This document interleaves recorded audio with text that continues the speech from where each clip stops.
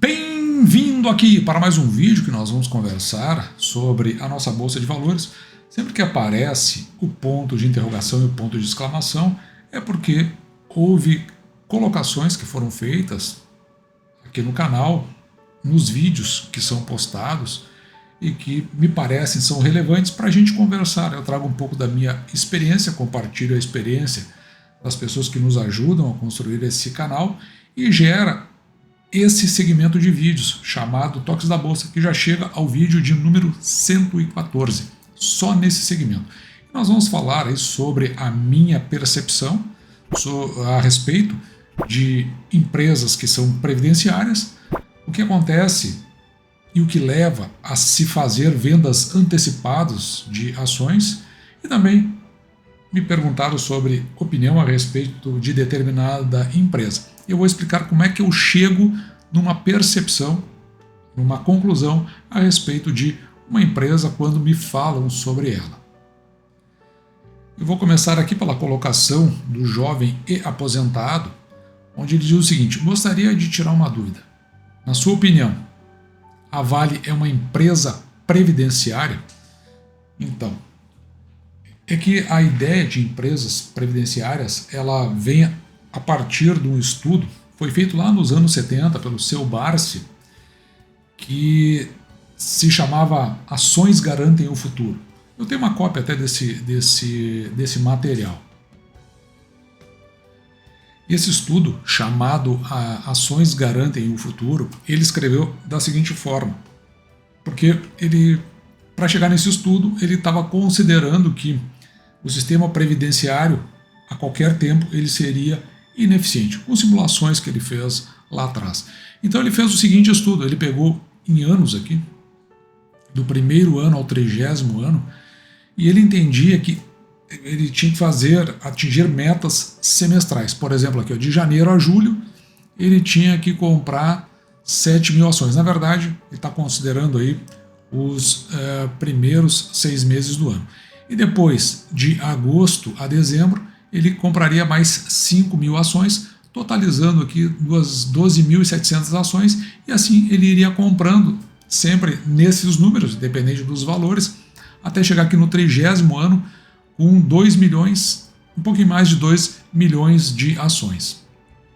E a ideia é que no primeiro ano ele receberia em proventos, que é exatamente o que mostra este quadro aqui, 835 cruzeiros, que era a moeda da época, uma média aqui de R$ 69,58. Então, o que ele está dizendo é que no 30º ano ele estaria recebendo 199 mil cruzeiros para uma média mensal de 16 mil e quase 600 cruzeiros. O que eu imagino para esse estudo é que ele considerou que isso era o suficiente para pagar pelas despesas dele, quando ele já não tivesse mais que trabalhar, dando para ele o conforto que ele achou que era o razoável. E para se atingir aquelas 7.000 ações, a aplicação anual dele teria ser de 8.500 cruzeiros da época. Mas considerando ainda os proventos que ele já receberia no primeiro ano, ele tinha um entendimento que o investimento líquido dele, na verdade, anual seria de 7.500 cruzeiros. Então já batendo os proventos que ele receberia naquele ano. E à medida que isso ia acontecendo, veja que ele vai abatendo os proventos que são recebidos do que ele dispõe para fazer investimento líquido, ou seja, o que vem do bolso dele. E aí ele conclui que a partir do 6º ano, ele já não precisa mais tirar do bolso dele para comprar aquelas 7.000 ações e ainda recebe aí como retirada líquida anual 476 cruzeiros, o que daria uma média mensal de R$ 39,67. No 30º ano, então ele estaria aqui recebendo 190.529 cruzeiros, uma média mensal de 15.877 cruzeiros. E é daí que vem a ideia dessa carteira previdenciária e composta por empresas previdenciárias. Mas note que em momento nenhum ele fala que tipo de empresa. Isso aí depois, mais tarde, ele acabou entendendo, concluindo que existiam segmentos que eram muito mais estáveis dentro do mercado, principalmente por conta da legislação. No caso da Vale, como ela é uma empresa pagadora de proventos, ela tem um histórico, é uma empresa antiga, tem histórico de pagamento de proventos, só por esse critério ela já é considerada uma empresa previdenciária. O que ela difere das novas empresas que o seu Barsi traz para a carteira com essas mais estáveis, mais perenes? É que é preciso entender o que é o negócio da Vale. A Vale ela está um pouco nas commodities metálicas e uma outra parte, a gente poderia dizer que ela seria uma empresa de logística. Então, que é para melhorar as condições ou até os resultados, ela também faz o transporte. Então, ela tem concessão de ferrovias. Então, você precisa entender bem como é que é o projeto da Vale, porque se você considerar apenas o segmento de metálico, das commodities metálicas, então a gente diria que ela é uma empresa cíclica.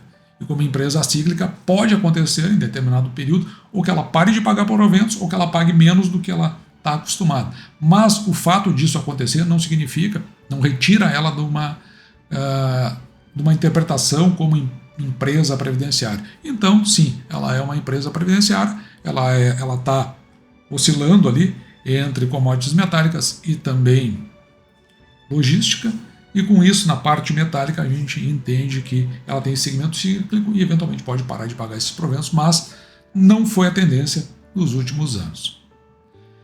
E seguindo aqui na mesma toada, nós temos o Leandro Silva, ele pergunta assim, qual a opinião sobre a Ferbasa? E é uma coisa que é importante que se diga, eu não conheço todas as empresas da Bolsa, certo? O que eu converso aqui no canal é no sentido de que nós possamos entender os caminhos para que a gente entenda como funciona uma empresa. No meu caso, eu sempre costumo entendendo o que a empresa faz. Se você entrar lá no site de relações com os investidores da companhia, você vai ver que ela é uma empresa relativamente antiga, de 1961, e ela inicia suas atividades no município de Campo Formoso, na Bahia, no ramo de mineração. Então, ela inicia trabalhando com commodities. E é curioso que, com o passar do tempo, houve uma verticalização das operações e ela possui aqui aproximadamente 95% das reservas de cromita do Brasil, que é a matéria-prima do ferro-cromo. Então, mas é curioso, né? Por que a gente fala do ponto de vista, ou por que a companhia se coloca na condição de ser uma empresa verticalizada? Veja que a empresa ela faz várias atividades, mineração, reflorestamento e a metalurgia. E é curioso o reflorestamento, porque veja aqui, a empresa ela associa suas atividades a uma produção sustentável de carvão vegetal. Então veja, como se ela fizesse tudo, né? Eu tenho algumas restrições assim com empresas que são verticalizadas, mas é um negócio, não é porque eu tenho restrição que isso seja ruim, mas veja que ela tem todo o processo, desde que retira o minério até o ponto que ela entrega o minério dentro das condições apropriadas do seu consumo, que eu não sei quais são, mas são esses aqui, ferro cromo alto carbono, ferro cromo baixo carbono, o ferro sílico cromo e o ferro sílico de 75%. Não entendo nada sobre isso. Se eu fosse colocar essa empresa na minha carteira, eu ia me aprofundar o que é isso e para quem esses produtos são vendidos. Uma outra questão que sempre me chama a atenção é olhar para a composição acionária, que daí eu começo a tirar algumas conclusões aqui, como por exemplo, a Fundação José Carvalho, imagino que deva ser o fundador, veja que ele possui do total de ações 98,8% dessas ações. Então esse é de fato o controlador, mas eu vejo aqui que existem outros players no mercado, como aqui a Trigo Capital, que possui tanto ações ordinárias quanto ações preferenciais. E veja que 98% que eu falei aqui, eu estava me referindo às ações ordinárias. E ações preferenciais, apenas 25% é a Fundação José Carvalho. E eles possuem menos do que 50% das ações preferenciais, aliás, do total das ações. Mas veja que está junto aqui, ó, a BlackRock não tem ações ordinárias, mas tem 2,89% das ações preferenciais, totalizando 1,9%. Aqui do lado estão os maiores acionistas em número de ações, mas quem está dando as cartas, a gente sabe, é a Fundação José Carvalho, com 98% não perde nunca dentro de uma assembleia geral, seja ordinária ou extraordinária. Mas por alguma razão, veja, o grupo Vanguard está aqui também, a JP Morgan, a Dimensional Funds, a Caixa Econômica, New York City Funds. Então, quer dizer, alguém viu algo de interessante nessa história. Os demais acionistas, né, estão aqui e essas são as ações que estão dispostas no mercado, um pouquinho menos aqui de 30% dessas ações. Outro aspecto que eu gosto de ver é se a empresa ela é pagadora de proventos. E veja que a companhia de fato ela é pagadora de proventos. O que pode eventualmente assustar o investidor é quando ele olha para esta ponta de cá e vê que isto está muito diferente do que veio acontecendo nos últimos anos. Então a pergunta que você faz é o seguinte: será que houve algum agrupamento? Será que houve algum split, né, algum desdobramento dessas ações? Então eu estou usando aqui o Status Invest. O Status Invest traz as informações aqui. Outros sites também trazem. Eu uso esse aqui mais com frequência por conta de eu ter o entendimento de que sempre é melhor buscar dentro de um contexto padrão. Então você pode ver aqui, ó, que houve dois desdobramentos. Um aconteceu no dia 18 de 7 de 2008 e passou de 1 para 8 ações. E o segundo desdobramento ele acontece em 2023, no final do ano passado, e se desdobra aqui de 1 para 4 ações. Então, basta que você pegue o preço atual da ação, primeiro você multiplica por 4, depois você multiplica por 8, quanto deveria estar a ação nesse momento. O lado bom aqui do Status Invest é que ele mantém os valores distribuídos de proventos compatível com aqueles desdobramentos. Então ele já vai fazer o cálculo para você. Eu vou pegar um ano aqui qualquer, um ano que pagou um pouquinho menos, 2020, o ano pandêmico. Veja ali, R$ 23,20 no período pandêmico. E a gente pode olhar aqui em cima como é que estava as ações no ano de 2020. Então vamos voltar aqui, vamos pegar um período qualquer de 2020, veja, está ali a R$ 3,76. Ou seja, se nós dividirmos aqueles proventos de 2020 pelo preço ali que eu peguei da ação, peguei um preço qualquer só para a gente ter como referência, teria pago aqui aproximadamente 7%, o que é acima daqueles 6% que nós procuramos. Então veja que a ação, ou melhor, a empresa atualmente pagando aqui 8%, e aqui é feito um corte, né? Está levando em consideração os últimos 12 meses, então é uma ação pagadora de proventos e dentro dos patamares que a gente busca aqui no canal. Ou seja, é uma boa empresa. Teria, na minha carteira particular, eu acredito que eu teria, é uma empresa que eu analisaria ter na minha carteira.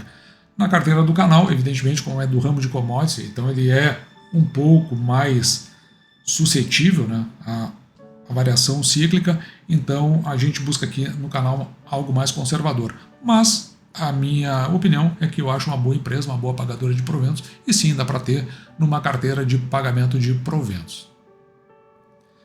E aqui vem uma pergunta interessante do Leandro Silva: AES Brasil ou a Auren, né? Qual a melhor na sua opinião? Isso aqui é uma questão muito relativa. O que é melhor? Eu não gosto de ir para aquilo que eu considero melhor. Vai depender muito do momento, às vezes, só para se ter uma ideia, do momento que a pessoa está dentro do contexto da nossa bolsa de valores. Se a pessoa é iniciante, ela está recém começando, ela não tem uma visão, eu acredito que o melhor seria uma Auren, já que a AES Brasil está passando por um processo que ela não está pagando os proventos e a gente busca empresas que pagam proventos. No entanto, o contexto que está por trás da AS Brasil e até o fato de que aí você precisa ter um tempo assim, para entender essas histórias. Se você fala da Auren, você está falando da Auren, que é uma junção Votorantim Energia com a CESP. E acima delas, ou seja, uma das controladoras, vai ser a Votorantim. E curiosamente, a Votorantim é acionista da AS Brasil, onde o maior acionista atualmente é a AS Corporation, que quer se desfazer da sua posição. Portanto, tem uma chance de que a AS Brasil ela ou acabe se tornando mais um dos investimentos da Votorantim dentro de energias renováveis, ou até seja juntado, feito um merge, né,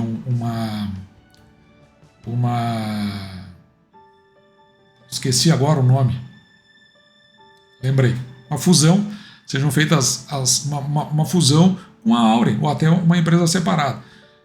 Dentro do contexto e das avaliações que saíram ultimamente, a ação caiu bastante. Então, o UBS está colocando como preço-alvo R$ 9,00, a ação está cotada a R$ 9,60. Ou seja, se você tem um pouquinho mais de experiência, você acaba vendo que isso aí tem uma oportunidade. Porque na hipótese de concretizar uma compra dessa participação da AS Brasil, você vai ver que a ação ela vai ter uma subida bastante considerável. Então, qual é a melhor para pagar proventos? Atualmente, a Auren. Qual a melhor ação? Se você andar assim no longo prazo, me parece que se apresenta como melhor oportunidade a AS Brasil. Indo aqui para a última parte, né, Michel Pompeu, acabei me desfazendo da posição em Banrisul. Infelizmente, tive que arcar com alguns custos da vida extra e acabei saindo da posição total. O que sobrar provavelmente vai fazer aporte em Banco do Brasil, ISA-CETEP ou Bradespar. Aqui, por que eu trouxe isso para cá? E esse segmento é o TOX da Bolsa. Né? Quando a gente compra ação, que é um dos fundamentos aqui do canal, quando você compra ação dentro do método aqui do canal, é com valores que você tem certeza que você não irá precisar daqueles valores. Tem certeza. Então, por isso que nós, aqui no caso do canal, né, nós temos, essa é a parte que eu não converso muito aqui no canal, ou pelo menos não apresento, mas existem investimentos que fazem parte da nossa reserva de emergência. Ou seja, isso está muito bem separado. Qualquer coisa que acontecer, tem uma garantia aqui para nós de 12 a 24 meses pela frente. E ainda tem uma reserva de oportunidade, porque nas oscilações que o mercado dá, hoje, por exemplo, está caindo bastante em relação a ontem, e de repente está alguma coisa aparecendo ali como oportunidade. Então a gente vai lá e compra. Além disso, aquilo que o seu Barsi disse no seu estudo, nós temos os aportes regulares, ou seja, uma separação de um recurso que nós não vamos precisar para fazer a compra dessas ações mensalmente, porque isso é o que dá a consistência. Portanto, a não ser, claro, né, que tenha uma catástrofe muito grande, né, o que as chances são muito pequenas, é muito difícil que a gente vai fazer um consumo muito rápido de uma reserva de emergência, mas isso é muito difícil de acontecer. Então, nós estamos bem guarnecidos, protegidos, né, são os nossos hedges que nos sustentam. Então, o que eu diria assim, sob o ponto de vista de toques da Bolsa, é não comprar ações de qualquer natureza, né, mesmo com pagamento de proventos, com recursos que você sabe, ou melhor, existe a chance de que você possa precisar dele logo ali por qualquer motivo que a vida lhe imponha. E essa é a nossa conversa de hoje. Hoje o mercado está se arrastando, não tem absolutamente nada assim, de relevante. Eu já estive olhando todo o contexto, então fica essa brecha, né, aberta para a gente discutir questões da Bolsa, e é importante também saber a opinião de vocês, o que você acha sobre essas minhas posições, se você é contrário, se você enxerga por um ângulo diferente, porque é importante que eu não sou o dono da verdade, e é importante que a gente veja várias posições, porque às vezes, olhando várias perspectivas, a gente está sempre melhor condicionado a tomar decisões mais ajustadas. Dito isso, vou ficando por aqui, me despeço de você, desejando que você fique com Deus e deixando, como sempre, O meu grande abraço.